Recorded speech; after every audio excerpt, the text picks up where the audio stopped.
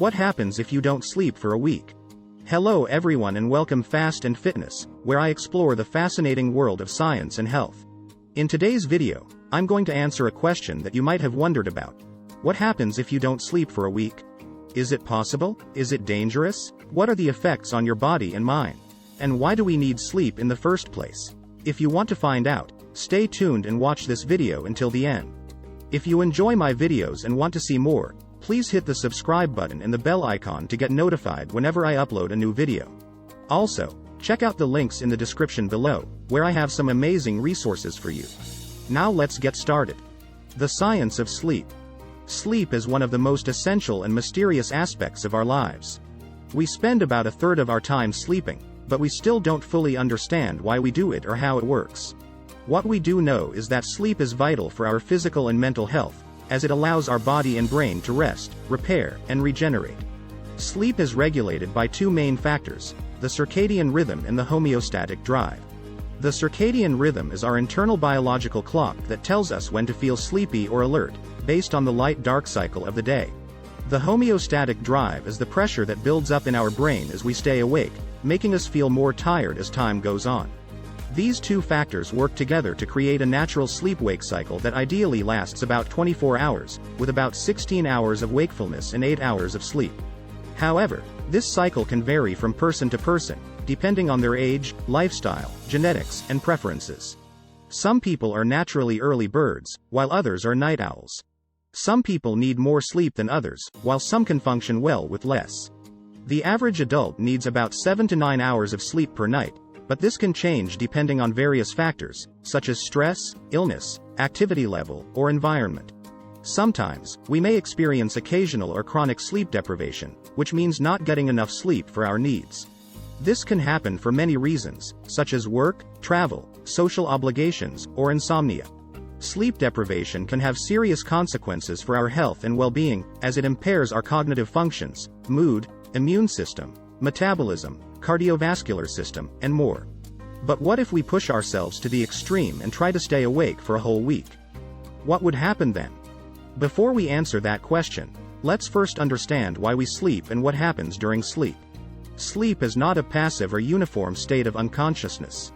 It is an active and dynamic process that involves several stages and cycles that repeat throughout the night.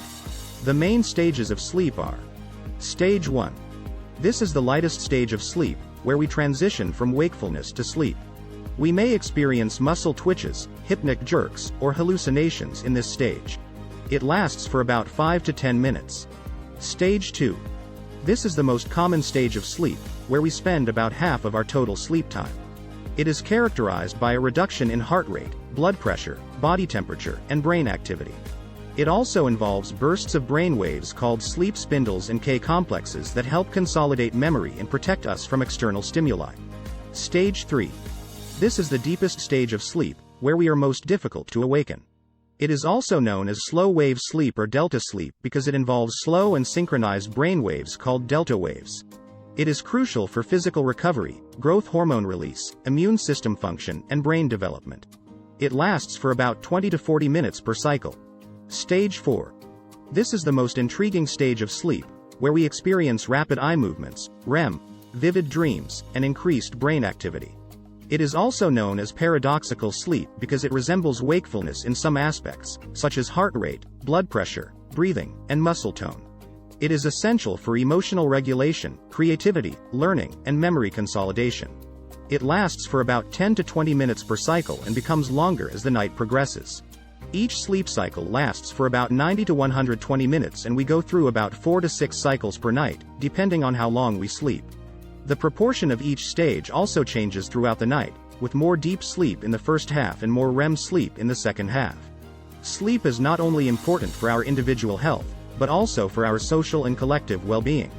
Sleep affects our mood, behavior, communication, decision-making, empathy, morality, and more. Sleep also influences our culture, history, art, literature, and science. Sleep is a universal human experience that connects us with ourselves and with others. Effects of sleep deprivation. Now that we have a basic understanding of why we sleep and what happens during sleep, let's see what happens if we don't sleep for a week. Spoiler alert. It's not pretty. sleep deprivation can have both short-term and long-term effects on our body and mind.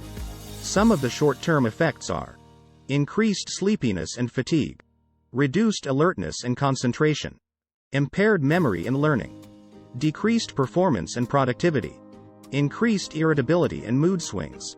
Some of the long-term effects are increased risk of chronic diseases such as diabetes, obesity, cardiovascular disease, stroke, and cancer, increased risk of mental disorders such as depression, anxiety, bipolar disorder, schizophrenia, and dementia, increased risk of premature aging and death. As you can see, sleep deprivation is not something to take lightly. It can have serious consequences for our health and well-being.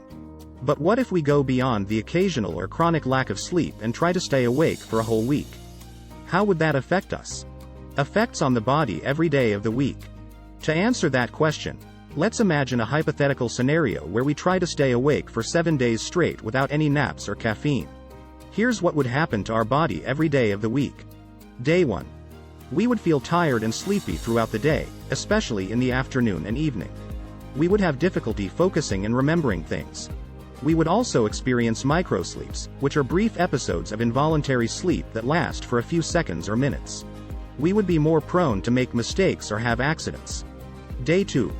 We would feel more fatigued and groggy than the previous day. We would have trouble staying alert and attentive. We would also experience mood changes such as irritability, anxiety, or sadness. We would have difficulty regulating our emotions and impulses. We would also experience cognitive impairments such as confusion, disorientation, or hallucinations. Day 3. We would feel exhausted and miserable. We would have severe problems with memory, logic, and reasoning. We would also experience perceptual distortions such as illusions, delusions, or paranoia.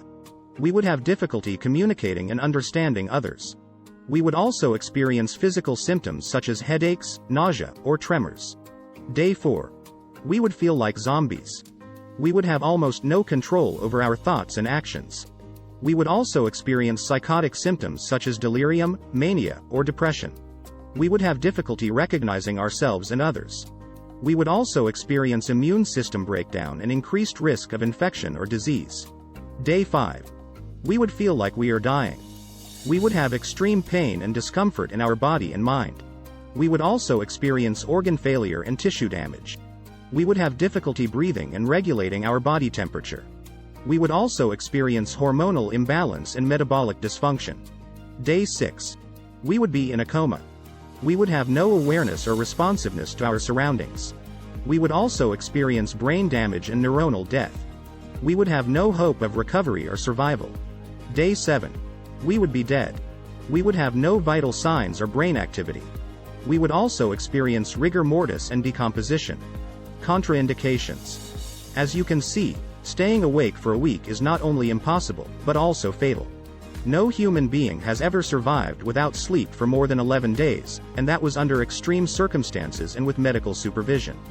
The longest documented case of voluntary sleep deprivation was by Randy Gardner, a 17-year-old high school student who stayed awake for 264 hours, 11 days, in 1964 as part of a science fair project.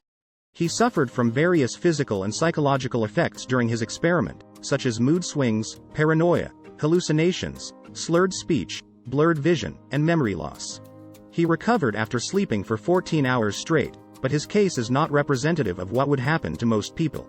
The longest documented case of involuntary sleep deprivation was by Al Herpin, a 94-year-old man who claimed to have never slept in his life due to a rare genetic condition called fatal familial insomnia, FFI. He died in 1947 after being observed by doctors for several weeks. He showed signs of dementia, weight loss, incontinence, and fever before his death. His case is also not representative of what would happen to most people. The bottom line is that sleep is not optional or negotiable. It is a biological necessity that we cannot live without. Trying to stay awake for a week or longer is not only foolish, but also suicidal. So, what happens if you don't sleep for a week? The answer is simple. You die. Sleep is one of the most important and mysterious aspects of our lives. It is vital for our physical and mental health, as it allows our body and brain to rest, repair, and regenerate. It is also essential for our social and collective well-being, as it affects our mood, behavior, communication, decision-making, empathy, morality, and more. Sleep is a universal human experience that connects us with ourselves and with others. Sleep is not something to take for granted or to sacrifice for other things. Sleep is something to cherish and to protect. That's all for today's video. I hope you learned something new and interesting about sleep and its effects on our body and mind. If you did, please give this video a thumbs up and share it with your friends and family. And if you have any questions or comments about sleep or anything else related to science and health, please leave them in the comment section below.